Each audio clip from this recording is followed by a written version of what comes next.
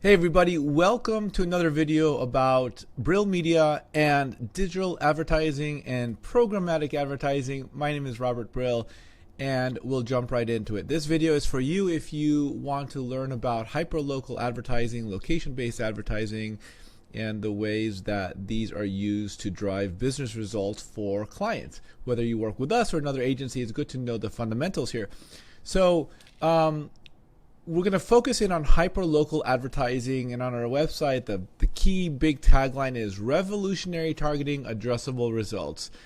The key point here is that location data is so valuable and powerful. Locations tell us everything or a lot about who we are, what our interests in, and where we go based on, and what we're interested in based on where we go. So for example, the fundamental element here is if I walk into a Bank of America, it's quite likely that I'm a customer of Bank of America, or at least I'm looking, but most likely 99 out of 100 people on my estimate who walk into Bank of America are customers. If a user is seen walking into Bank of America 5 times a week, well, we know that they're most likely unemployed. Okay, so that's what we're doing here. We're saying, let's look at where people go in the physical world and make a determination about what their interests are, what they might be likely to purchase, and what they might be likely to need to live their life the way they want to live it. So diving in further, there are 3 types of hyperlocal advertising, or geofencing, or shadow fencing. There's a whole slew of different terms. Geo-behavioral targeting, that's another term. I sort of use those interchangeably, and one of the challenges in the digital advertising business is that the same fundamental concept might be described in a number of different ways. Another example of that is when you hear about a large rectangle. Well, a lot of people describe that as a 300 by 250 ad unit. So we try to keep things as specific and simple as possible, but just know that when you hear other people talk about it, there might be different terms to describe the same thing. So where you go defines who you are.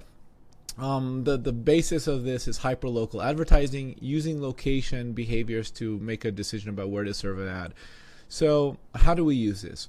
If you walk into a Starbucks, I may have an interest in serving you an ad because you're at a Starbucks location. And that could be one Starbucks location, like a specific location that you're in, or you might be in any Starbucks in Los Angeles, or any Starbucks in California or the United States.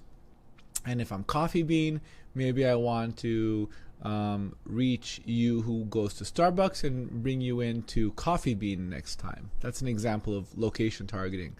So how do I use that? I might serve you an ad when you're at Starbucks. Probably a little bit more complimentary is when people are in Starbucks, they're either spending, and they're in an environment where they can see an ad, like they're on their computer or their mobile phone. They're most likely browsing for news, looking at entertainment, maybe working, doing some research, right? So knowing that psychographic, or the mindset that the person is in at that moment, might help us make a determination of what ad to serve to that user. So for example, if you're at Starbucks, maybe you're researching vacations to the Caribbean. So I might serve you an ad to go to a specific island in the Caribbean, for example. The next, another type of location or hyperlocal advertising is the use of behaviors to make a decision about who you are and the type of ad that you might be interested in seeing. So one use of this is sort of like a filtering element. So we might say, I don't just want to serve ads to everyone at Starbucks because there might be young people there, and young people traditionally earn less money than older people just by nature of just the way it is, kind of, in a lot of cases. So we might say, I don't want to serve ads to an expensive vacation in the Caribbean to people under 25. Or I might just go even further and say, look, we can determine the household income of the user. So if your household income is above $125,000 a year, we want to serve ads to people who are at Starbucks and who have a household income of $125,000 a year. So that's an example of using filtering data to kind of hone in on your target audience.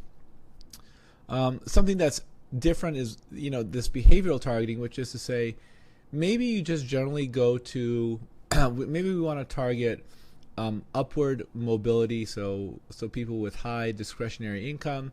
So what locations would high discretionary income people go to? Well, they might live in specific zip codes. So you might, in Los Angeles, identify people who live in Beverly Hills and in Brentwood and in the hills of Encino or Sherman Oaks. So zip codes where we know that there are high income people with high income live. And then secondly, we might filter in and say, we don't just want those people, we want people who live in those areas, but who also go to yoga or buy expensive juices or organic drinks or healthy food places, because maybe we're targeting a high-end restaurant and we want to target people who are interested in health and wellness and any sort of luxurious eating element. So they have to have the discretionary income, they should live in a high-end zip code, and they should also exhibit behaviors that help us determine that they might be interested in luxury dining, let's say. And a much more direct path to that, because I'm sort of like, this is a hot take on the target. A much more direct path is, we might say, like for example, in Los Angeles or in the Valley, there are a number of steakhouses, right? Larson's is in Sherman Oaks. You have Ruth's Chris in the Valley. You have Mastro's in Beverly Hills. So let's say I want to serve ads to anyone who has been at a Mastro's, a Larson's, or Ruth's Chris, and Wolfgang Steakhouse, and any like other steakhouse that might be relevant, BLT Steak and Boa. Anyone who's been at those locations, those are very valuable to us. Or someone who's been to Soho House or H Club. So some physical location that serves as a signal for people who are in our target audience. That would be an example.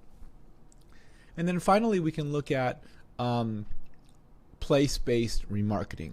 And place-based remarketing is basically saying, if a person has been to a location in the past, that's very important to us. So the way we've used this recently is we have a client who is selling products regionally in Walmart. So the only way you can buy this product, or the purpose of this advertising campaign, is you have to walk into a Walmart.